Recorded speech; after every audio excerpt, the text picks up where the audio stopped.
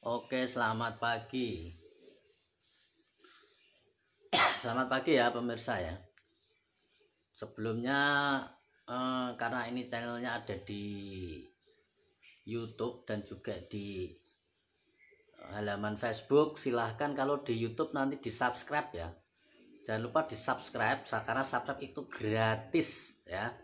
Silahkan di subscribe, tombol merah di bawah sini tulisannya subscribe, tolong diklik gratis ya untuk mendukung channel ini, dan like ya jempol dan loncengnya ya, ada gambar lonceng di sini ya, di samping subscribe itu ada gambar lonceng, tolong ditekan. Nah di situ ya, biar Anda mendapatkan informasi-informasi yang up to date. Jika saya posting Anda mendapat pemberitahuan. Nah itu tujuannya lonceng. Kalau subscribe tujuannya untuk mendukung channel ini, semakin banyak subscribe-nya semakin channelnya semakin berkembang, seperti itu ya. Jadi seperti itu kira-kira ya. Nah kali ini saya ingin membahas satu tema yang sebetulnya dulu sudah pernah saya bahas, karena meditasi kesadaran itu memang sengaja saya ulang-ulang, karena apa? Biar melekat, biar benar-benar ingat lagi dan sebagainya, dan untuk prakteknya biar paham, seperti itu. Memang banyak yang saya ulang sebetulnya, walaupun dengan kata-kata dan penjelasan mungkin yang agak berbeda, tetapi banyak sekali pengulangannya. Kenapa seperti itu? Karena sebetulnya teorinya, tekniknya itu hanya itu saja sebetulnya. Nggak ada teknik yang spesial atau rumusan yang sulit, yang ribet, nggak ada. Karena setiap teknik yang saya ketahui lewat saya atau yang saya punya itu tekniknya yang sangat-sangat simpel ya, yang sangat-sangat simpel, tidak ribet ya, dan langsung pusatnya, langsung intinya. Bahkan kemarin saya punya, pas pulang ke rumah itu, tetangga saya itu dia juga ahli spiritual ya, dan ketika saya dia menjelaskan tentang teori kesadaran dan nggak nyambung karena dia belum mengalami. Sekali saya jelaskan, sekali saja dia langsung connect, langsung paham. Jadi seketika itu juga ya. Jadi seketika itu langsung paham, oh saya kesadaran itu seperti ini gitu. Seketika dia langsung merasakan. Seketika itu juga ketika saya bicara ya. Takkan tetapi tinggal itu diasah ya. Ibarat orang yang tidak tahu pasar, dia itu langsung saya tunjukkan, ini loh pasar. Atau orang yang belum pernah minum kopi ya, dan dia penasaran, dia paham teorinya tentang kopi, paham tentang unsur-unsurnya, paham tentang kopi itu efeknya bagaimana, paham tentang teori rasanya itu katanya pahit dan sebagainya, tapi dia belum pernah mengalami, belum pernah minum, dan belum pernah tahu, sehingga dia hanya taunya teori atau pemahaman. Setelah saya jelaskan, dan penjelasan saya langsung intinya ya, ibarat seperti saya langsung ajak dia ke warung, kemudian langsung saya pesankan kopi dan saya suruh minum. Seketika itu juga langsung dia merasakan, seketika ya, tidak kemudian lama-lama. Saat saya menjelaskan dia langsung merasakan seperti itu. Nah, merasakan setetes, dua tetes, atau seteguk, dua teguk, terus tinggal itu dilatih seperti itu ya, tinggal itu diakses terus, ibaratnya gitu ya. Ibarat energi, orang udah pernah kesetrum satu kali set gitu ya, tinggal diakses terus, tapi yang jelas dia sudah paham bahwa itu yang ini gitu loh, ibaratnya ya, yang ini ya, itu loh, klik, sudah klik ya. Jadi kalau sudah klik itu ketemu langsung, seperti ada ahanya ya, aha gitu ya, seperti ada ahanya, aha gitu. Kalau sudah aha lah itu baru oh ini ya, ibaratnya seperti itu. Tinggal diakses, dilatih dan jadi seperti itu. Kuncinya cuma itu. Yang penting kan paham dulu. Penting ibarat setrum, sudah pernah kesetrum dulu. Kalau belum pernah kesetrum ya bingung yang setrum itu yang mana gitu. Jadi awal tuh harus tahu dulu, walaupun satu teguk, dua teguk ibaratnya. Harus bisa mengalami dan merasakan walaupun satu tetes, ibaratnya gitu ya. Satu tetes. Nah, di sini saya ingin menjelaskan tentang pengamatan dan ini kesadaran. Jadi gini ya, kemarin saya ketemu sama kemarin saat di malam ya, tadi malam saya bincang-bincang sama di grup ya, di Facebook, di akun saya, dan ada orang yang mohon maaf dia bukan berdebat ya, tetapi dia ini sharing, ibaratnya sharing ya, seperti debat tapi nggak debat, karena kita debatnya bukan debat kusir ya, benar-benar debat sharing gitu, sesuai dengan pemahamannya dan saya juga sesuai dengan pemahaman saya terkait dengan pengamatan.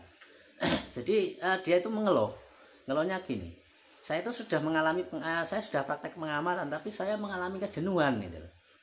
Saya jenuh untuk mengamati, saya bosan untuk mengamati, karena apa? Pikiran itu muncul terus gitu loh. Pikiran satu disambung pikiran dua, pikiran tiga, pikiran empat, dan saya harus mengamati itu terus. Rasanya itu pegel gitu. Rasanya itu jenuh gitu.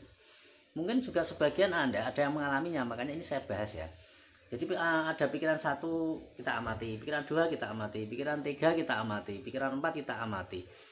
Nah kadang-kadang pikiran itu menjadi banyak, menjadi berpecah-pecah seperti virus itu ya, seperti amuba itu ya.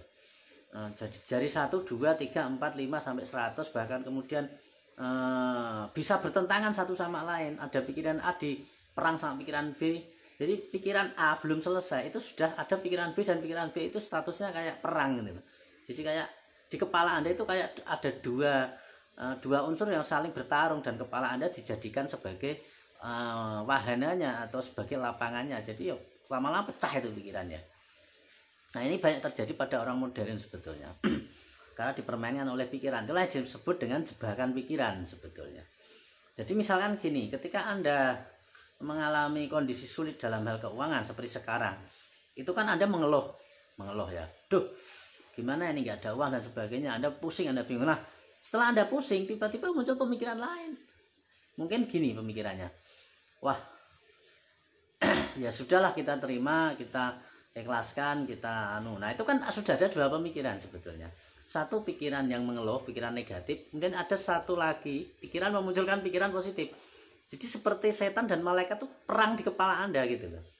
Jadi ini negatif para mengeluh, kemudian ini penyadaran seperti malaikat dulu. Kamu tuh ngapain ngeluh? Jadi ini seperti ada dua orang yang sedang bercakap-cakap di dalam kepala Anda ya, padahal itu unsurnya satu. Itu pikiran sebetulnya, pikiran semua. Nah belum dua ini belum selesai, sudah muncul lagi. Mungkin yang negatif membela diri. Lah mau sabar gimana, wong ini posisinya kayak gini lah. Terus kemudian yang positif membela diri lagi. Jadi seperti terus gitu. Nah dengan teknik pengamatan untuk mengalami kesadaran, di situ harus diamati semua gitu loh. Satu pikiran 1, 2, 3 sampai. Lah akhirnya dia mengalami kejenuhan. Nah mengamati itu kan rasanya kayak sepaneng ya, kayak jenuh gitu loh, mungkin seperti itu. Padahal sebetulnya itu bukan, itu kesalahan cuma satu sebetulnya, karena dia belum benar dalam mengamati. Karena kalau benar mengamati nggak ada kejenuhan sebetulnya. Orang jadi jenuh itu karena salah pengamatannya sebetulnya. Karena gini, meditasi itu bukan fokus ya, meditasi kesadaran ini yang saya maksud. Nah ini perlu saya tegaskan juga, meditasi itu bukan fokus, meditasi itu bukan tegang, meditasi bukan kaku, meditasi itu bukan. Kalau Anda fokus di situ, Anda fokus tuh bikin tegang sebetulnya. Coba kalau Anda fokus, bisa fokus tapi nanti tegang, nanti lama-lama jadi apa ya, jadi malas gitu loh, jadi malas, karena fokus itu membutuhkan energi, sehingga ketika energi Anda habis, ya selesai sudah. Makanya Osho itu berkata, meditasi yang benar itu, yang disebut meditasi itu relaksasi, yaitu ya. Saya masih ingat artikelnya. Meditasi itu bukan fokus. Kalau meditasi kesadaran ya, beda sama meditasi main power, beda sama meditasi untuk membuat perwujudan ya, beda. Kalau meditasi kesadaran, yang disebut meditatif atau meditasi itu adalah relaksasi. Jadi orang rileks itu nggak mungkin tegang lah. Nah kalau dia tegang berarti dia salah dalam mengamati, dia belum benar. Itu satu ya, pegangan ya, satu ya. Jadi dia belum paham, belum klik, belum sampai benar itu mengamatinya. Kalau orang benar mengamati nggak mungkin tegang seperti itu. Ya dia memang benar-benar mengamati, tapi belum apa ya, pemahaman mengamatinya dalam prakteknya masih ada yang keliru gitu loh, masih ada yang keliru sedikit lah. Mungkin dia fokus, dia tegang, akhirnya dia setelah tegang ya sudah, dia akhirnya bosan kan seperti itu. Nah kalau pengamatan yang benar, pengamatan itu relaksasi, pengamatan itu santai, pengamatan itu seperti istirahat. Nggak ada orang istirahat itu pegel atau ya kan nggak mungkin ya. Jadi relaksasi itu pengamatan itu relaksasi, atau meditasi itu relaksasi. Jadi ya relax gitu loh. Masa orang relax bisa tegang? Berarti kan masih salah. Ya, bukan salah ya, tapi mungkin kurang pas. Sudah benar tapi kurang pas. Bukan salah ya. Nah, itu satu ya. Kemudian yang kedua adalah kita dalam diskusi tersebut kita ini dia berdebat, dia menyanggah, tapi dengan sanggahan yang bukan debat kusir ya. Sanggahnya gini, saya jenuh untuk melakukan pengamatan karena pikiran itu banyak yang harus diamati, sehingga saya menjadi jenuh, menjadi tegang seperti itu. Nah, terus dia mengubahnya ke anak kecil ya. Seingat saya anak kecil itu kan tidak punya kesadaran. Anak kecil itu nggak punya kesadaran seperti itu. Buktinya dia belum. Jadi orang bisa mengalami kesadaran itu setelah ada pikiran. Jadi dia mengira mengamati itu pikiran. Dia masih menyangka bahwa pengamat itu sebuah pikiran gitu. Pengamat sendiri atau pengamatan sendiri itu dimunculkan oleh pikiran. Dia masih punya persepsi seperti itu, bahwa mengamati itu ya si pengamat sendiri itu masih pikiran gitu loh. Dia masih pikiran, dia menganggap seperti itu. Buktinya apa? Anak kecil tidak bisa mengamati, bayi tidak bisa mengamati dirinya. Karena apa? Dia belum punya pikiran. Nah itu, saya dijebak di sana ya. Nah kemudian saya jelaskan, ini harus dijelaskan ya. Jadi gini ya, satu titik yang paling jelas bahwa pengamat itu bukan pikiran, itu satu ya. Ya pengamat bukan pikiran. Ya, pengamat bukan pikiran. Pengamat itu di luar pikiran. Ya. Jadi pengamat itu bukan pikiran. Ya, pengamat itu di luar pikiran seperti itu. Makanya di sini sebetulnya ada dua ya. Ada dua. Pengamat yang otomatis sama pengamat yang dibuat seperti itu. Pengamat yang otomatis itu ada. Tanpa Anda mengamati, tanpa Anda tahu tentang ilmu pengamatan itu selalu ada sebetulnya. Nah ini yang saya mau jelaskan sebetulnya ya. Ini yang mau saya jelaskan. Jadi gini, saya kemudian menjawab gini, bayi itu ya dia mengamati, dia ada pengamatan di situ. Pengamatan itu selalu ada, bahkan orang yang tidak sadar, katakanlah orang yang tidak tahu tentang ilmu kesadaran, dia itu di dalam dirinya ada pengamatan. Jadi pengamatan itu 24 jam ya. Si pengamat itu selalu ada dan selalu ada di dalam setiap orang 24 jam. Dia tidak tidur ya. Bahkan ketika Anda tidur, dia itu terjaga. Cuman Anda gak menyadari gitu loh. Anak kecil, bayi, dia tidak menyadari bahwa di dalam dirinya sesungguhnya ada pengamat. Nah ini tipis sekali ya, tipis sekali. Hanya seorang meditator dan orang yang berkesadaran yang sudah jadi ya, yang akan tahu. Saya dulu juga nggak tahu gitu loh. Pernah ada siapa ya, Mas Riko atau siapa itu di artikelnya itu bilang bahwa mengamati si pengamat itu, saya juga masih bingung. Dan saya tuh kalau nggak tahu ya saya nggak bahas dan saya nggak mikir. Tapi pada satu ketika saya mengalami itu. Pada satu ketika saya mengalami, oh ternyata ada pengamat itu. Tiba-tiba saya melihat pengamat, saya mengamati, loh ternyata di dalam diri saya ini sudah ada pengamat. Kirain dulu nggak ada gitu. Kirain pengamat tuh ya ketika saya munculkan, saya menyadari, saya mengamati baru ada. Ternyata enggak sebetulnya. Itu sudah ada. Contohnya gini. Bayi yang tidak ada pikiran nyatanya bisa mengamati.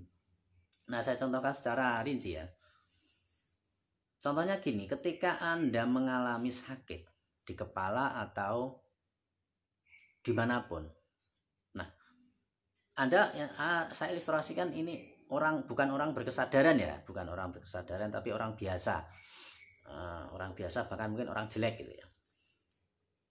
Dia sakit kepala nih, sakit kepala. Nah, pertanyaannya, Anda kan tidak pernah sakit kepala itu kan tidak ada wujudnya. Anda nggak bisa melihat sakit kepala. Satu pertanyaan yang sangat urgent ya, sangat esensial sebetulnya. Kenapa Anda bisa tahu bahwa Anda sakit kepala seperti itu? Nah itu ya sebetulnya. Pertanyaan yang sangat-sangat simple tetapi powerful. Kenapa Anda bisa tahu ketika Anda mengalami sakit kepala? Ya, contoh kedua, ketika Anda pengen beol. Ya, pas pengen beol itu Anda tahu bahwa Anda sedang pengen beol. Nah, yang tahu ini loh, yang mengetahui, ini kan sang pengamat sebetulnya. Jadi di dalam diri setiap orang, baik orang yang punya pikiran ataupun orang yang belum punya pikiran seperti bayi, itu selalu ada pengamat. Tanpa adanya sang pengamat Anda nggak ada, ya. Tanpa ada sang pengamat Anda nggak ada, bahkan wujud aja nggak. Apalagi bisa merasakan ini, bisa merasakan itu. Sekarang Anda ini sangat halus ya, ini sulit untuk dikatakan sebetulnya dan nggak harus dikatakan. Nah, ini untuk yang sudah tingkat lanjut yang bisa mengalami dan ya tingkat lanjut gitu loh.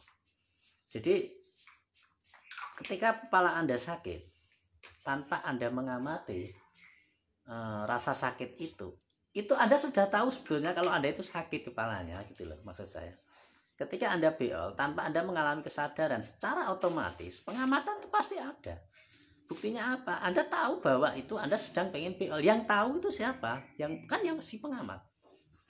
Si pengamat itu selalu aktif ya, selalu aktif 24 jam. Saat Anda ngantuk, Anda kok tahu bahwa Anda ngantuk? Yang tahu siapa? Nah, kan sang pengamat. Ya.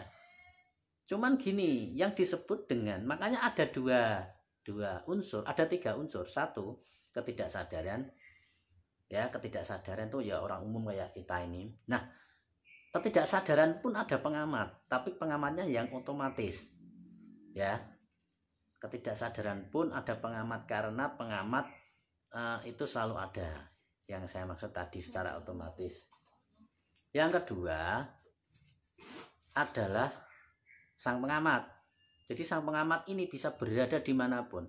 Seluruh kehidupan ini dilingkari atau dilingkupi oleh sang pengamat. Jadi sang pengamat inilah yang membuat hidup ini ada atau alam ini ada. Sebetulnya itu ya. Jadi sang pengamat ini sebetulnya. Terus yang ketiga adalah teknik pengamatan. Makanya ada ketidaksadaran, sang sadar, dan kesadaran. Ini saya pakai 3 bahasa biar pemilahnya jelas. Ketidaksadaran ya orang yang nggak sadar itu. Sang sadar ya pengamat tadi yang otomatis tadi yang selalu ada 24 jam nggak tidur. Bahkan Anda tidur dia masih terjaga. Yang ketiga adalah kesadaran murni atau kesadaran. Kesadaran ini maksudnya adalah kita menciptakan kesadaran. Ini yang diciptakan sebetulnya. Lah, orang berkesadaran itu ya 3 ini jadi 1. Ini namanya kesadaran. Kalau cuma 2, ini ketidaksadaran. Tapi ini wajib ada ya. Zat sadar atau sang sadar ini pasti ada. Sang pengamat itu pasti ada. Ya, sang pengamat itu pasti ada. Nah, kalau 1 gini nggak bisa, harus ini ya. Makhluk atau kita atau alam itu tercipta atau bisa ada karena ada sang sadar ini, ada sang pengamat. Jadi dia itu yang membuat kita ada itu ini sebetulnya sang sadar yang melingkari seluruh alam semesta ya. Seperti ayam pun ada ini sebetulnya. Ayam tuh nggak punya pikiran tapi ini ada. Kalau nggak ada dia nggak hidup, dia nggak bisa makan, dia nggak bisa bergerak. Seperti itu ya. Kenapa Anda tahu bahwa Anda lagi sakit? Siapa yang tahu? Nah, kan? Otomatis kan karena ada sang pengamat, ada yang melihat, ada yang tahu. Nah, gitu loh. Ada yang bersaksi di situ. Di dalam diri Anda selalu ada yang bersaksi.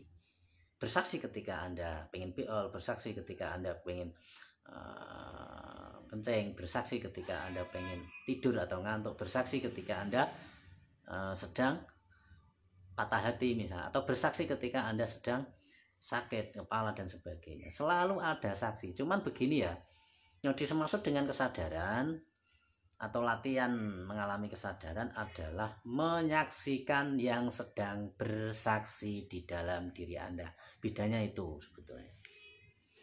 Tapi kesaksian itu selalu ada di dalam diri Anda. Diri Anda itu selalu menyaksikan, atau ada yang menyaksikan di balik seluruh kegiatan kehidupan Anda, atau ada yang mengamati, ada sang pengamat di dalam setiap gerak kehidupan Anda gitu loh. Bahkan bayi itu ada. Terus hubungannya dengan ilmu kesadaran itu apa? Nah itu ya, ilmu kesadaran adalah upaya ataupun jalan untuk menyadari sang sadar atau menyaksikan si penyaksi. Ya, menyaksikan si penyaksi itu yang benar, bukan menyaksikan pikiran. Yang benar itu menyaksikan si penyaksi. Cuman itu sulit, itu sangat sulit sekali, sehingga harus diawali dengan menyaksikan pikiran dulu. Ketika pikiran runtuh, perasaan runtuh, penyaksian terhadap tubuh runtuh, maka terjadilah penyaksian kepada sang penyaksi, ya, mengamati sang sadar atau menyadari sang sadar tadi, seperti itu, menyaksikan si penyaksi bahasanya, ya. Sebetulnya titik poinnya yang ingin dicapai itu sebetulnya bukan mengamati objek, bukan mengamati pikiran, jadi mengamati sang pengamat, yang itu yang benar. Cuman itu karena sulit, harus ada jembatan dulu. Karena itu halus sekali ya, sangat-sangat halus sekali. Nah, jadi yang dimaksud dengan kita mengolah kesadaran, belajar kesadaran, atau belajar mengamati pikiran, perasaan, dan tubuh, tujuannya adalah ketika yang kita amati atau objek tadi sudah tidak penting atau tidak menjadi fokus kita, maka kemudian dia kembali, sang pengamat itu kembali loh. Ketika sang objeknya ini sudah tidak terlalu penting, ya, yang penting itu hanyalah sang pengamat, maka sang pengamat ini kemudian kembali ke dirinya sendiri. Sang pengamat ini kemudian mengamati sang pengamat. Jadi sang pengamat mengamati sang pengamat, itu yang disebut dengan kesadaran. Jadi objeknya sudah nggak penting lagi ya, pikiran udah nggak penting lagi, perasaan udah nggak penting lagi, tubuh udah nggak penting lagi. Dia akan kembali ke dirinya sendiri, dia akan berbalik. Karena sudah tidak ada yang diamati, sudah kosong. Pikiran berhenti, perasaan berhenti, kosong. Nah, yang diamati apa? Kan kosong, nggak ada yang diamati. Kemudian dia akan berbalik, mengamati yang mengamati. Nah, itulah. Jadi itu fase lanjutan sebetulnya. Makanya ketika itu dibahas dan Anda kemudian mencoba untuk praktek, ya nggak bisa. Anda harus mulai dari awal dulu, yaitu mengamati pikiran, mengamati perasaan, mengamati tubuh, dan sebagainya. Kemudian sampai hening sampai benar-benar itu kosong, berhenti pikiran, berhenti perasaan, dan proyeksi tubuh sudah tidak ada. Maka kemudian si pengamat ini tidak ada yang diamati, dia akan bingung karena nggak ada yang diamati itu loh. Kemudian yang ada itu hanya mengamati sang pengamat, karena yang ada itu hanya sang pengamat sebetulnya. Makanya kemudian